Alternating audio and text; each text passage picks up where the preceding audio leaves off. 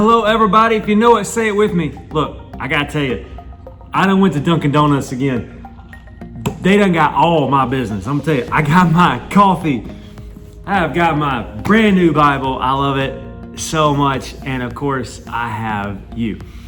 Today is National Waiter or Waitress Day. And I'm gonna tell you something. If anybody's ever needed a day, it is waiters and waitresses and people up in the service industry. Listen, if there's ever been a job everybody, or should I say everybody, needs to have, it is in the service industry. Because I'm gonna tell you something, folks be mean to the service industry people who are just people like the rest of us. But I'm telling you, anyway, I'm gonna read you a verse and I'm gonna tell you a story. The Bible says in 1 Peter chapter 2, verse 17, it says, honor everyone, love the brotherhood, fear God, honor the emperor, or should we say those in leadership. I love the first part, honor everyone. Now, when I was 15 years old, I went to work at McDonald's, and I learned really quickly that when you stand in the way of somebody getting their number one, or their number three or whatever it was, you're either their best friend or your worst enemy, depending on how fast you are, right? And so I learned that the hard way pretty quickly. But what sticks in my mind with this is sometimes we think about people when they're serving us like they're aliens, like they're not from around here. They're not human. They are there to jump at our whim, right? That's not true. People are people, but we tend to think that they don't tick the same way we do. They don't have the good days that we have, right? And on National Waiter or Waitress Day, we need to remember those around us. It makes me think of this.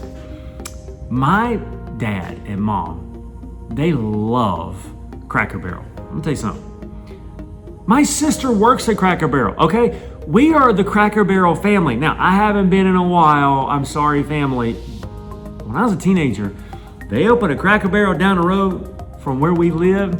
We went there all the time. All the time, okay? Whether you wanted to or not, all the time. You ask me what's on the menu. Anyway. So we're there one time and it's busy and it's crazy, and this waitress, she's waiting on us. We had never really been waited on by her before, and she's having a bad day. She's being rude, she's being hateful. It's things like our drinks are empty, our food is late, and when we get there and we ask for refill, she says, well, I'll get to you when I get to you, all this, right? Well, everybody at the table, we have a lot of grace because most of us have been in the service industry. And this is when I was a teenager. I was working at McDonald's at the time. I had some sisters, they worked in the service industry. But enough's enough, right? We're getting frustrated. But it was my dad who, he saw something else. And as she's getting ready to hand us our check, the place had calmed down a little bit and she wasn't as busy. And so he had the moment, he stopped her and he said, ma'am, I don't want to disturb you from what you're doing. I'm so sorry if we have been difficult for you, but I just want to ask you a question. Are you okay? And she looked at him for a moment and I thought, she's going to hit him. She is going to hit him, And she looked at him, and she just broke down and started crying. And she just said, sometimes people can be so mean. And he said, if you're not busy and if you want to sit down, we're not mad at you. We love to talk to you. And she sat down and just poured her heart out about some situation she was going through. A single mom with, I think it was 3 kids that she was trying to raise, and she's working double shifts there and working somewhere else. And she said, I'm doing the best I can and I'm trying to make it happen. And sometimes I forget things and people be so angry and people complain if I'm late and they don't leave me a tip. And just forgetting that she's a human being and has issues as well, right? Hurting people hurt people. And so my dad said, I tell you what we're gonna do. We're here for you. And next time we come in, we're gonna ask for you. And we want you to know that you don't have to be on time with our drinks. You don't have to be on time with our food. We love you. And that's what happened. And by the way, he left her a great tip. And we would go like every Sunday night. And so at least, sometimes more. And when we would go, we would ask for this lady.